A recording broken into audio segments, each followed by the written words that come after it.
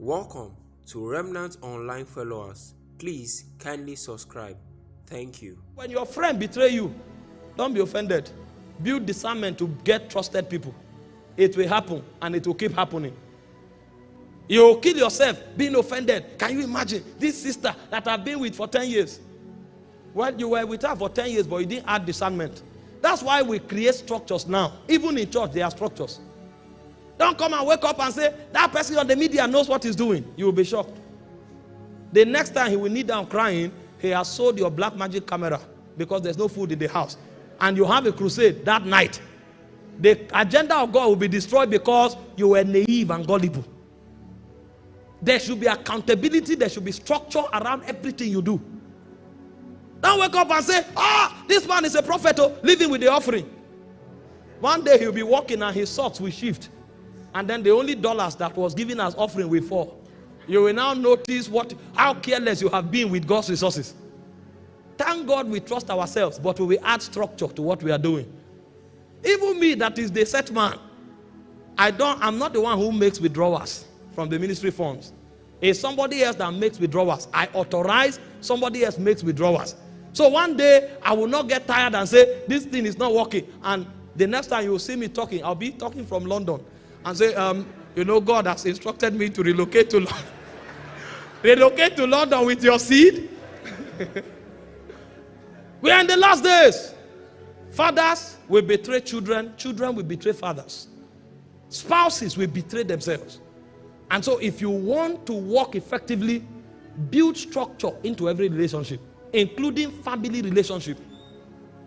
Consciously know how to relate with your wife so as to manage her emotion, because there will be many whispering spirits that can creep into systems that are not structured and create doubt in the hearts of men. And those doubts will lead to betrayal. You are a pastor, you say, no, here we are on fire, we are holy men. And 5 sisters come to your office, your secretary is a sister, she's working with you around 1 a.m. And then your wife traveled. Somebody who is now angry with you because you promised him something you didn't give him will now call you and say, well, I don't know how they work here, but I saw Sister A coming out of your husband's office around 1 a.m. 1 a.m. She will now call somebody else. Where is this sister? They'll say it's with God's servant.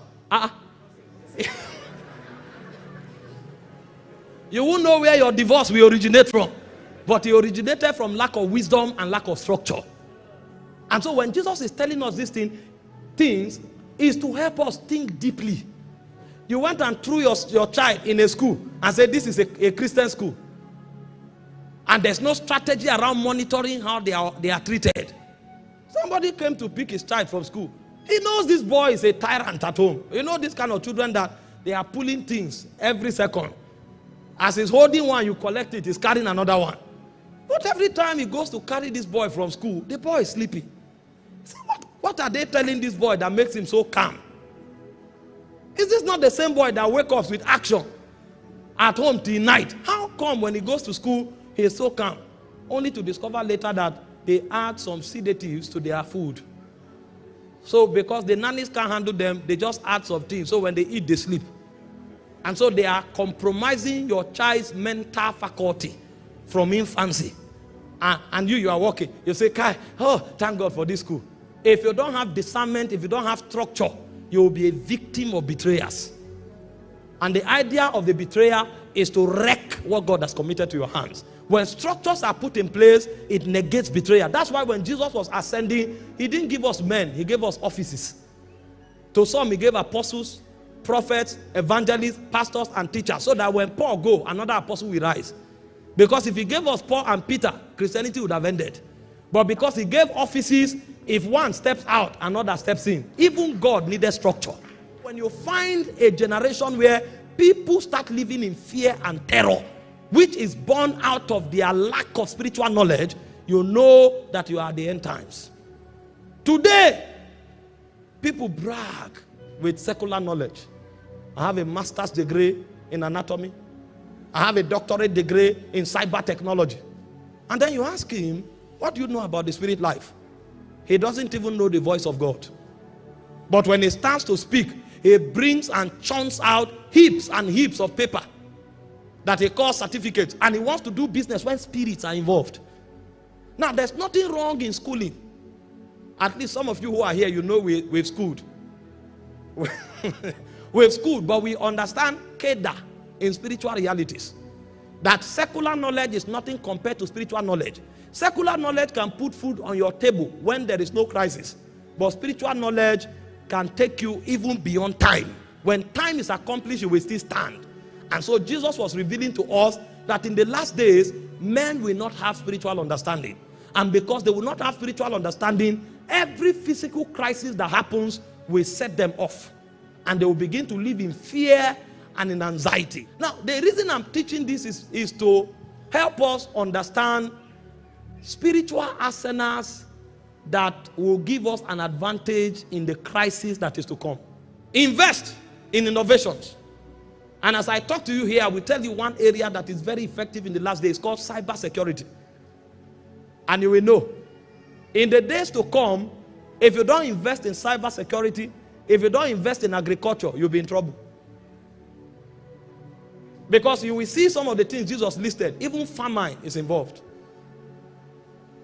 These are the things that help you know how to live your life, so that you'll be strategically positioned in the last days. Invest in real estate if you have money.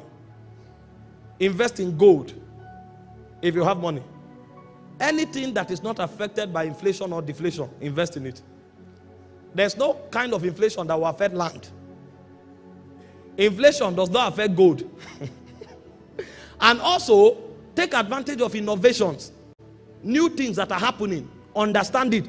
Don't cross your hand and say, well, I don't know what is going on. You will be left behind. You will become obsolete.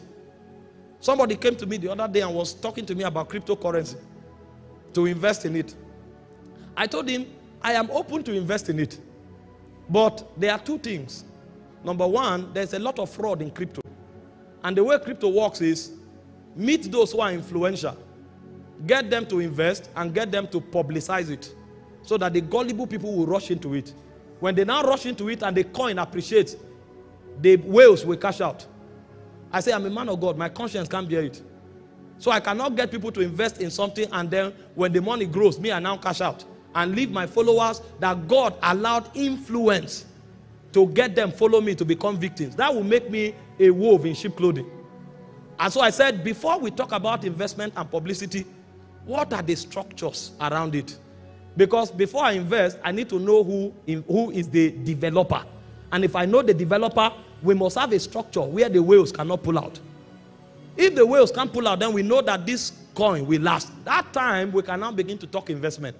Because when I finish from earth, I will appear in heaven. And God will ask me, what did you do with the influence I gave you? I will now say I used it to increase my cryptocurrency value. You will go to her. Now, why did I say that? I'm not against it. I invest in it, but I will never front it and I will not preach it until I meet a developer who has a structure where whales can pull out. That time, I know anybody who is investing will gain, so that we who are the first who enter will not pull out, and our disciples that we lured in will now suffer. That's fraud. Are we together? And so the point I'm making is, number one, there will be what? There will be great deception. So you need discernment. Number two, there will be what? Wars and rumors of war. So you need to have spiritual understanding so that fear will not kill you. Because many will be in trouble and many will be fearful. And the reason they will live like that is because they are reading the news in the natural, not the news in the spirit. If all you hear is CNN and BBC, you will die of fear. But in addition to CNN and BBC, you need to hear breaking news from heaven. Because it's the breaking news from heaven that will keep you at peace, even in the midst of trouble. And so when you find the people who don't have access to spiritual knowledge, they will become victims, because most of the decisions they will take will be born out of anxiety. And many times when you take decisions out of anxiety, you'll be wrong, because the necessary intelligence required to fortify that decision will not be there. Anxiety makes you unstable. Jesus said there will be famine, and that means food will be attacked. And because food will be attacked, you need to become very intelligent around investments. That's why I spoke about investment. You need to know what to do. In fact, We need to begin to trust God as we fast and pray. That people should no longer just pray for 10 hours. While they are praying for 10 hours, they need innovative minds. We live in Africa where food is surplus. The whole world is looking into Africa. Because Africa now is like raw material. And we can't process nothing. When the famine comes, where are the technocrats? When famine was to come in Egypt, Joseph rose up and began to give them strategy of processing and preservation. And so this is a time where somebody needs to know what to do to Gari. That you can store Gari for 7 years.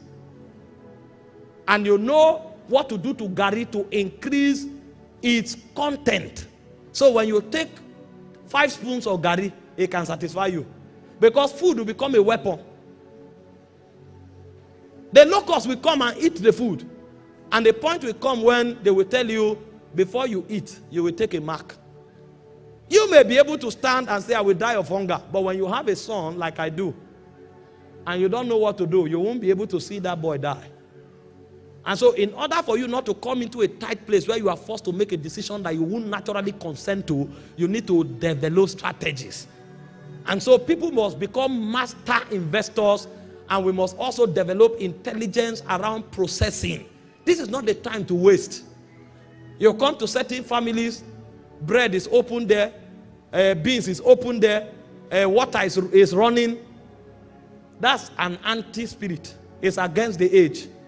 This is not a time to waste. This is a time to preserve and also to go beyond preserving to processing. People must begin to think on how to convert things and make them more effective. That's the age that we are in. But if you don't know this, you know, many nations of the world are coming to Africa. They are buying seedlings from us. They are developing technology on how to hybridize it and give it more value so that it can last with them. And so they can use it, because the time will come when, if the attack comes, you will not have food to eat. And instead of the Africans to think intelligently on how to interact with food, all we are interested in is immediate gratification. Somebody will load 20 trucks of yam from Zakibian straight to Port Harcourt and sell all. And he has been farming yam for 20 years. He knows nothing about yam. All he does is to farm it and sell it, and collects more money and put in the pocket, and God has blessed him. Because we don't know we are in the last days. Our approach to life is wrong. And so when Jesus was teaching, he was equipping us against the times that we are in. And so in the last days, people will become godless. And the reason is simple. Iniquity shall what? Abound. That's why everywhere you turn now, you see a naked person. They are trying to access your soul structure. They are trying to pierce into your soul and to darken your soul. So when iniquity dominates you, whether you like it or not, you will become an agent of the devil even before you know. There are many Christians today that are either masturbating, or they are into pornography, or they are into drunkenness. They didn't know how their soul was remodified like that. They are not conscious of the last day. They didn't know that music is not about entertainment. Music is actually a gateway to the soul. And so what they do is to look for those who have access to the realm of sound and compromise them so that they can create vibrations that can alter the soul structure in a negative direction. And so you hear music, suddenly you become a drunk. You hear music, you become gay. You didn't know that the music was a product of sequences of vibrations formed with intelligence to alter your soul structure. Everything is created to make you become a slave of iniquity. And so a point comes, the things you want to do, you can't do. And you can no longer serve God. This is why we come to church. Church is the citadel of defense. It's a spiritual defense tower that God set in motion to create safety and security for his children, so they walk into the fullness of their ordination and heritage in God as touching the last day. This is not a place just to come and celebrate. Yes, we celebrate, but over and above it, we come here to be fortified. And so one of the burdens of a church that is alive is to equip people to survive the tyranny, the deception, and the treachery of the last day, which ranges from what? Deception into what? Famine, into what? Wars and terror, into what? Betrayals and deception, into iniquity. If you don't build a structure that survives these 5 things, your eternity has already been compromised. Thank you for watching. Please kindly like, comment, subscribe, and turn on your notification bell so you always get notified whenever we post a new video. And don't forget to share. Thank you.